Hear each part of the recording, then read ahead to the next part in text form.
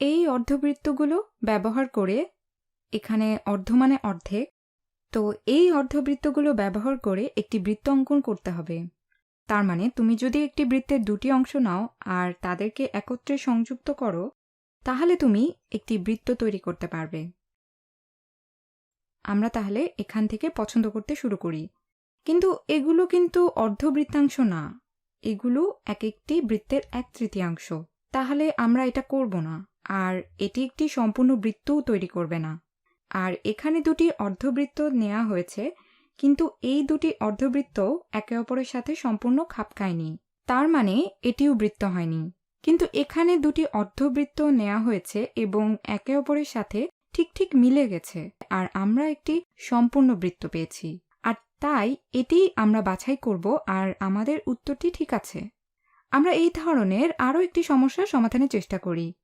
এখানে বলা হচ্ছে কতগুলো ছোট ছোট ত্রিভুজের সাহায্যে একটি বড় ত্রিভুজ তৈরি করতে হবে।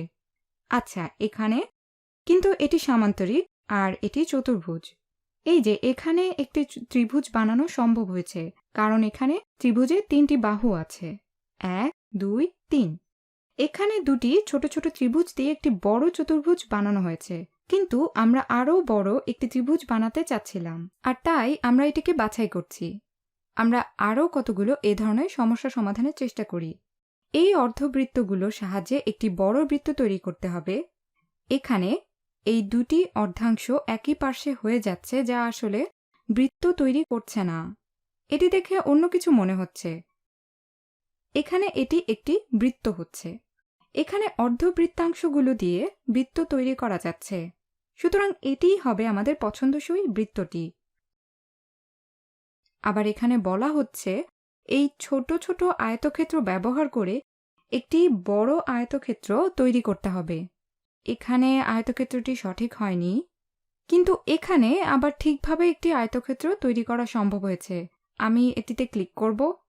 এটি দেখতে আয়তক্ষেত্রের মতো না, এটিকে দেখে এল এর মতো মনে হচ্ছে। আমরা আমাদের উত্তরটি যাচাই করি, এটি সঠিক হয়েছে।